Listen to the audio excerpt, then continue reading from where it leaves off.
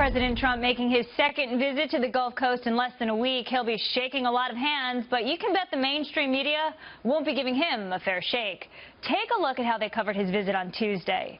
Accusing him of focusing on himself, showing no empathy. Someone here says, instead of criticizing in the wake of disaster, the media should be trying to bring the country together. Well, hi, everybody. I'm Lauren Simonetti. Welcome to Cashin' In. Our Cashin' In crew this week, Rachel Campos-Duffy, Juan Williams, Larry Glazer, and Scott Martin. Welcome, everybody, to the show. Thank you. All right, Rachel, we begin with you. The media still attacking President Trump, even as America deals with the tragedy in Texas and Louisiana. What do you make of that? Well, look, when you have a tragedy of this proportion, what you want from your president is competence, and you want authenticity. Not everybody is a hugger. Not everyone is an emoter. And I think part of the reason why we're having all this hug counting, you know, how many hugs he gave or didn't give, or why we have silly discussions about whether the First Lady can wear stilettos on her way up, you know, onto Air Force One or not, is because I think that he's pretty much handling this very well. I think there were plans in the media for stories about how he dropped the ball and mishandled his first big crisis. This is a huge flood, a huge natural disaster, and things are going as well as you could hope for. Rachel, they also, you say the word huge, they criticized him, the mainstream media, for, you know, saying the storm was epic and horrific. What other words would you use to describe it? It just seems so weird. Juan, let me bring you in here. You know, I personally don't care about Melania's heels, and I'm also questioning the fact that the media asked a lot of questions about the $1 million personal donation that the president was making to the victims. What's so wrong with that, or why question it so much? Oh, because the president has a history of saying that he's making donations to philanthropic efforts, only to later be found out, as it was during the 2016 campaign, that some of the money did not go. In fact, lots of the money didn't go anywhere but into his personal businesses, and even into I think it was like a 6-foot-tall painting of himself down in Mar-a-Lago or something like that. So people just, you know, checking, say, hey, given his history, is he really making a donation? But I think the bigger issue here is, you know what? You think back to President Bush standing there after 9/11 and saying, we hear you, letting people understand the importance of the government, and the government's going to be their protector. And I think that's why you look at Obama after Charleston and the shooting down there. Again, you know, singing Amazing Grace. I think it's easy to say, you know, we don't want somebody who's less than competent, and we have to give praise to the government. At least seems so far they've been doing a good job. But oftentimes the role of the president, the leader of our country, is to show that he's connected, has some heart and feeling. And so you can say, oh, it's the mean old media, but guess what? You know what? He didn't go and any touch, much less hug, any of the people who were directly impacted by this terrible flood. And maybe he'll do that today. He responded very quickly. On Friday, Hurricane Harvey struck. On Tuesday, he was down there. So the response time was very quick right now. I have heard the rallying call, Scott. I have. He is instilling confidence. We're going to help you. We're going to get you your money. We're going to get you your aid. Are you hearing that from the president? Yeah. Lauren, Texas, we're with you. I mean, remember, Donald Trump is not your typical president. So to say that he's going to be like Obama or he's not doing things like Bush did after 9/11 is crazy, because he's already proven he's not like a typical president of past. So he's going to deal with this in his own way. And if you talk to local officials, Governor Abbott, everybody has said that this has been a great response from Washington, and they've been very proud of working with D.C. on this. And therefore, it's all good for me, because if you look at the tapes and look at the meetings Trump has had, he's engaged. He's talking to local officials, and he's trying to help. Yeah, you know, I'd have to agree with you. Larry, let me bring you in, because Scott made a point. He's not a politician. And when you respond to a crisis, a natural disaster, there's a fine line. You have to show empathy, and you have to get yourself involved, but you don't want to look there's just a certain way you have to seem. It's a hard thing to do, and he's an outsider to politics. Do you think he's doing a good job?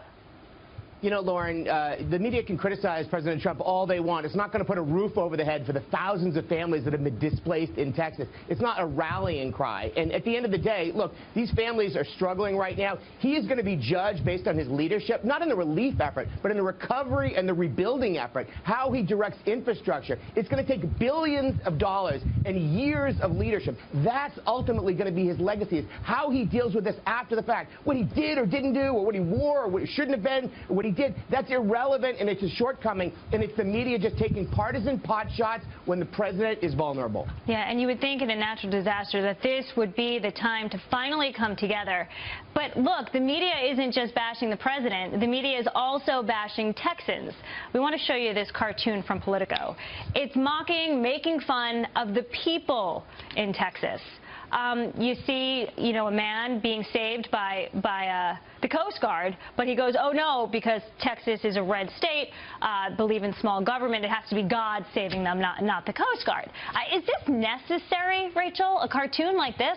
No, this just shows the kind of disdain that so many liberals have for religious people and also their ignorance. I mean, the idea is that there's, these only white people in Texas. It's a very diverse state. And this kind of disdain, I think, makes more people run into the arms of Donald Trump, because Donald Trump may be a mogul and a billionaire from Manhattan, but he is somebody who has never looked down on the religious right, never mocked them. And I think he was rewarded electorally, not just by the religious right, but by many fair-minded Americans who are just good people and think that religion has a place in our country and certainly isn't something that should be mocked. What's interesting about that cartoon, Juan, is that Houston voted for Hillary Clinton. Absolutely. I think Houston's almost half Hispanic and went strongly blue city. But I think that, what that cartoon does suggest to me is that you hear all this rhetoric coming out of Texas about, let's secede. And guess what? We want small government. We don't trust the federal government. Guess who's there helping? It's us, the American people, in the form of our government. And let me just quickly add, Rachel, that when you think about the Trump budget, on issues like flood insurance. We're talking here on cashing in. Flood insurance. Guess what? They don't want to do. How about community development block? How about community development block grants to help with the recovery? Guess what? Listen, first of all, Republicans, conservatives who are for limited government, this is precisely the kind of things they want the government for. They want the government out of their, doctor's offices. They don't want the government to tell them how much salt or soda pop they should drink. This is the kind of thing. This is the kind of thing that government should do, and is the only place that government, it's hard to coordinate something like this with just private enterprises. Texas is a proud state too, guys. I mean, the budget surplus they have, they've got money to spend on the recovery effort. They can stand on this on their own, but they're going to get help from the federal government, as they should. But Texas is a great state. It's strong. It's got a great economy. That's why they feel like they can handle a lot of things on their own. They should feel that way. The Texas economy is a tenth of... point here, and I think one of the things we recognize is this political satire is in such bad taste. You don't kick people when they're down. The president is fair game. He ran for political office. But when Texans are down on their luck, they're struggling, you write a satirical cartoon. I mean, it's in such bad taste. That's why the divide is so big in this country, because of these unpleasant pot shots that happen. So we've seen nothing all week of neighbor helping neighbor, stranger helping stranger in Texas. And then you see this cartoon where politics is completely blinding us to humanity right now. Larry, I'll let you respond to that. It's politics. It is politics as usual. And again, this is supposed to be that unity moment where we all come together and help one another. And instead, you get people exacerbating the divide in this country. And I think this is where leadership makes a difference. We need to change that dialogue in Washington and bring everyone together to help one another, help Americans. That's what we do so well. And I think that's what this is an opportunity for. Yeah, which is making a lot of people angry on both sides, I have to say, about that Politico cartoon that we